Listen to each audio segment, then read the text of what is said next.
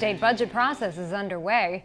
I'm Jill Horner. This is Comcast Newsmakers. With me this hour is Pennsylvania State Representative Chris Ross. Thanks for being with us. Thanks for inviting me back, Jill. Let's talk a little bit about where we stand in this budget process at this point, because the House Republicans have put forward their version of the budget. The governor has put forward his proposal. There are ideas coming from the Senate.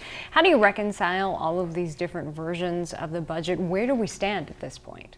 Well, the governor started off, of course, with his version of the budget, and that got debated significantly in the appropriations committees, both in the House and Senate, and many people from the public at large actually wound up making their feelings known about some of the cuts. And it was a really tough budget this year, worse so than what we're used to, because all the federal dollars have gone away. And I think people understand that, but when you actually see the effect of it in the lines of the budget, that winds up shaking everybody up. And the place where we're hearing most of the complaints were in the education lines, the K through 12 public education, and then also in higher education.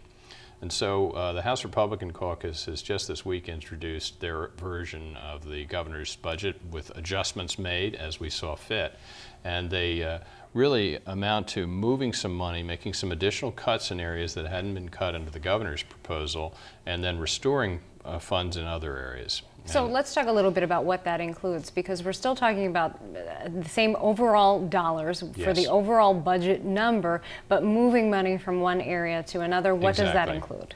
Well, we cut in a number of places. Particularly, there were a number of government operations, including the legislature, but a number of the executive branches where there were positions that had been budgeted for but weren't being filled. So we eliminated those numbers.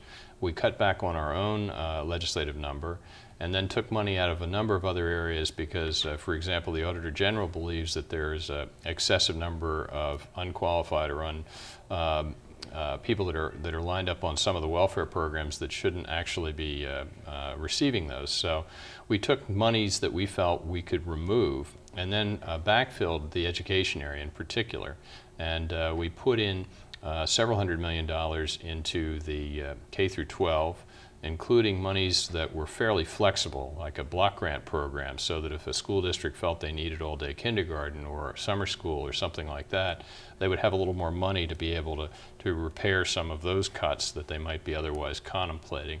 And then for the higher ed, they were being cut 52 or 54% at the state-related schools like Penn State, Pitt, Temple, and Lincoln, and about some similar number to the state system like Westchester and some of the state system schools.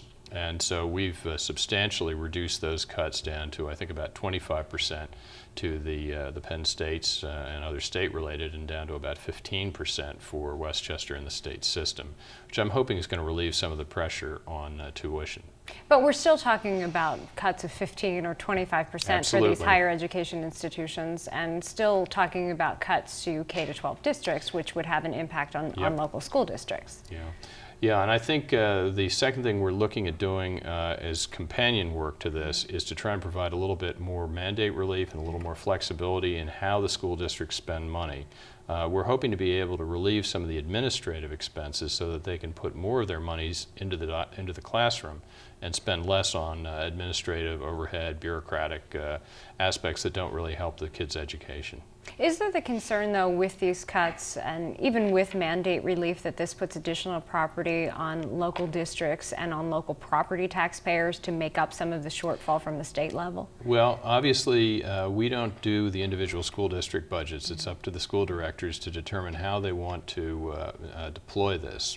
I'm cutting back on my own salary. I think there's been a proposal, and some school districts are looking at holding the administrative salaries, or the teachers even, to a zero increase, which would again free up money. But the choice of what programs to reduce and how to deploy those dollars is a decision at the school district level, and I encourage parents and others interested to make sure they're actively participating in that process. Please come back, give us an update. Many more decisions yet to be made. Absolutely. Thanks. Thank you. We've been talking with Pennsylvania State Representative Chris Ross. I'm Jill Horner.